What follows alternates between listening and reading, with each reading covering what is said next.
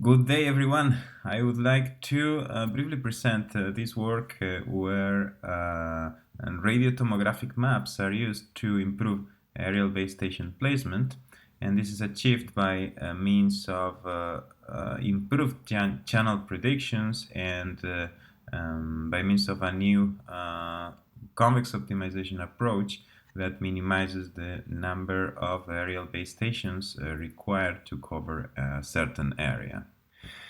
As we know, an emerging use case in wireless communications is to deploy cellular base stations on board unmanned aerial vehicles, also known as UAVs, to provide access in remote areas, perhaps also in emergency response scenarios, also to enable applications such as smart agriculture, data collection, and so on, and even to offload terrestrial infrastructure that may be overloaded due to the presence of many mobile users, as it may happen, for instance, in sports events or in concerts.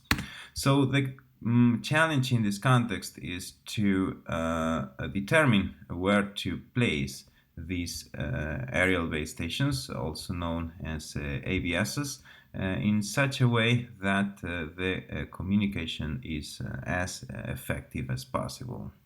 This problem has been a subject of many recent research works. Some of them fix the altitude of the UAVs and optimize with respect to their horizontal positions, whereas others optimize also with respect to their height. A key distinction among existing schemes that drastically affects their performance is how they model the channel. So some of them consider free space propagation, which can be highly inaccurate in real world scenarios. Others adopt empirical models which provide just average characterizations of the channel, but not their actual value. And other schemes require detailed 3D models of the propagation environment, which are seldom available in practice and also involve a high computational complexity. So the contribution here would be a scheme for 3D aerial base station placement, where radio tomographic maps are used to predict the actual value of the channel, not just its average or expected value. The adopted convex optimization approach also addresses some of the limitations of existing schemes, such as the possibility of accommodating no-fly zones, and also features low computational complexity as compared to existing schemes. So after presenting the communication model and formulating the problem, we will discuss the proposed approach and finally present some simulation results and conclusions. To characterize the rate between the users on the ground and the ABSs, we can follow standard practice and write the channel gain between the mth user and an ABS at this position as a term that captures free space loss, where lambda is the wavelength associated with the carrier frequency, and this is the position of the mth ground user or terminal, and minus shadowing attenuation. The capacity can be therefore expressed in this way, where W is the bandwidth, this is the transmit power, this is the noise power, and the channel gain is converted here from dB scale to natural units. It will be assumed throughout that the carrier frequency, the bandwidth, the transmit power, and the noise power are given, and that the communication is not, the communication is limited by the link between the ground terminals and the ABSs, rather than by the connection between the ABSs and the terrestrial infrastructure. So, given the positions of the ground terminals as well as a target minimum rate, the problem addressed here is to minimize the number of aerial base stations and to determine their positions so that the rate received by each ground terminal is at least Rmin. So each ground terminal can connect to multiple ABSs. So what matters is the aggregate rate that each ground terminal receives from all the ABSs to which it connects. And the positions of the ABSs must be confined to an allowed flying zone, so that means that they cannot be inside buildings or perhaps near airports or embassies or things like that.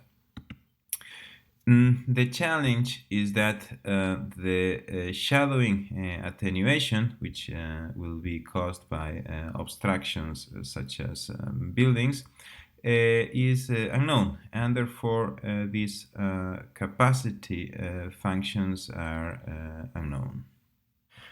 So to deal with this issue, the approach pursued here is to construct a shadowing map using measurements collected by the aerial base stations and or the ground terminals.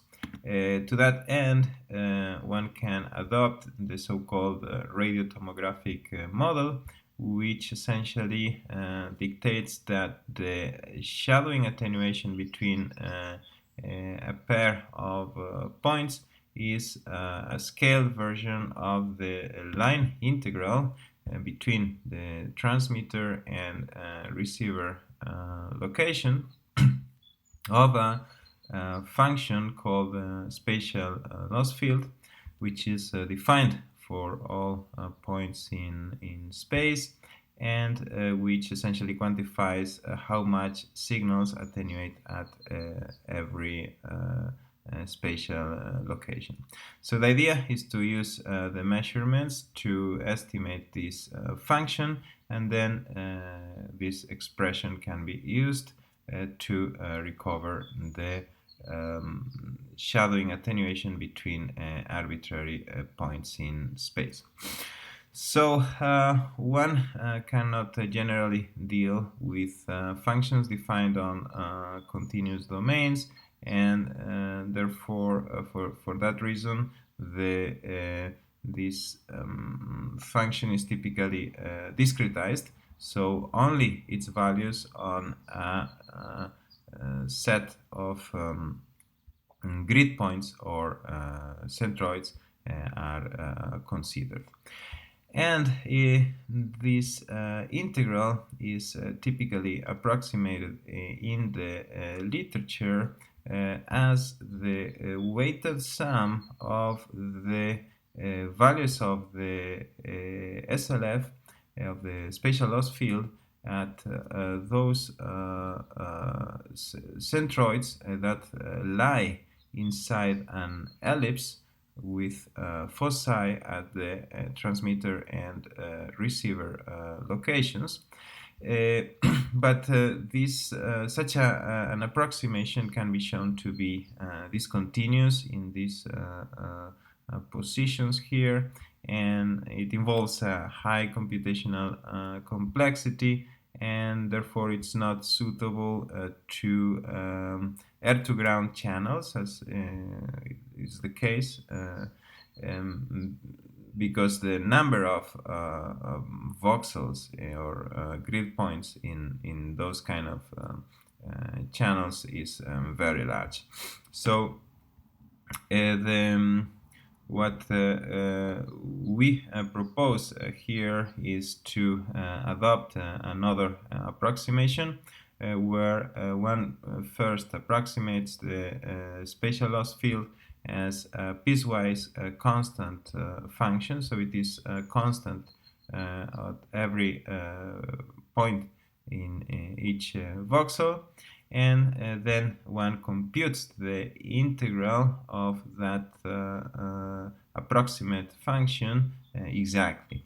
So that can be seen to solve the limitations of the standard weight function approximation that I described earlier, and besides it has a low computational complexity, which is just linear in the number of grid points along one of the dimensions.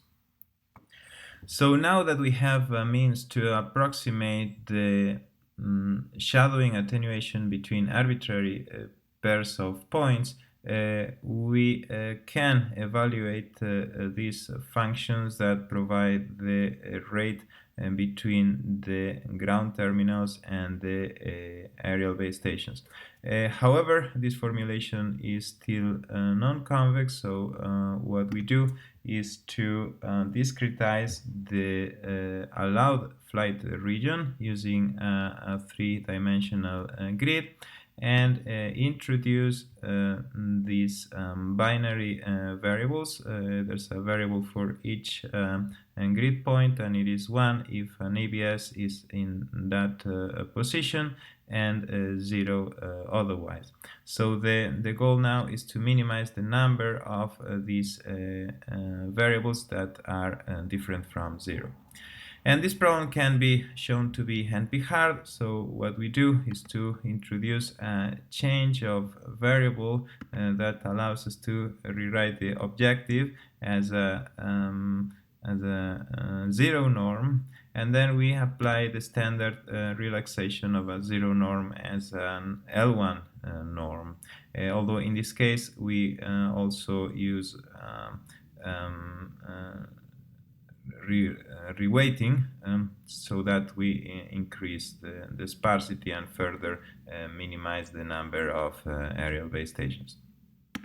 So the resulting problem is convex and can be solved using for example, the alternating direction method of multipliers, which results in an algorithm that is, whose complexity is linear in the number of grid points.